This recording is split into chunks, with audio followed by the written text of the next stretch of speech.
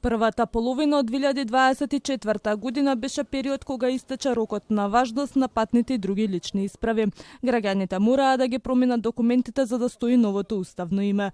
Закажувањето одеше тешко, бидејќи голем беше бројот за нивна замена и секоја минута беше драгоцена. Граѓаните се жалеа на долгиот временски период за конечно во рака да ги добијат исправите, а се пожалили до народниот правобранител, кој утврдил прекршување на неколку права. Неможноста да се добие патна исправа беше причина за прекршување на низа права, како слобода на движење, стручно усовршување, здравствена заштита надвор од земјата, учество на спортски и други меѓународни настрани. Неколку месеци тимовите на народниот правобранител беа присутни во пунктовите на Министерството за внатрешни работи за да им пружат помош на граѓаните во поднесувањето на барањата, во процесот на издавањето, односно подигнувањето на личните документи. Извештајот на омбудсманот за минатата година констатирал и други повреди на граѓаните по добиени 2705 представки. Проблем имали и при уписите во матичната евиденција, иако фантоми или невидливи за државата завршуваат зад решетки.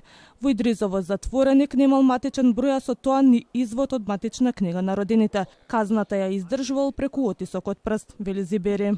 И речи си цели 4 години никој од установата не презел ниту еден чекор да му овозможи да добие матичен број, а со тоа и извод на родени. Дури откако се обрати кај нас, отпочнате процесот за да добие матичен број, а со тоа и извод и преку тоа соодветен документ за идентитет. Нема доволно луѓе за да се обезбедат хумани услови во затворите. Келиите се пренатрупани со влажни ѕидови, распаднати тоалети и недоволно лекари за да се обезбеди здравствена заштита, покажа извештајот на омбудсманот, а ова пред неколку дена го утврдија и државните ревизори. Зибери побара од владата да достави законско решение со кое ќе се регулира правичната застапеност во јавниот сектор, бидејќи како што рече укинувањето на балансерот довел во ситуација на манипулација на ова начало. Минатата година правото им билоускратено на граѓаните кои биле сместени во старачките домови, а за време на претседателските и парламентарни избори не им било возможено да гласаат.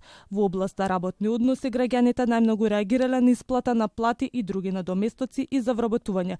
По однос на урбанизам и градба утврдено дека нема градежни инспектори во општините.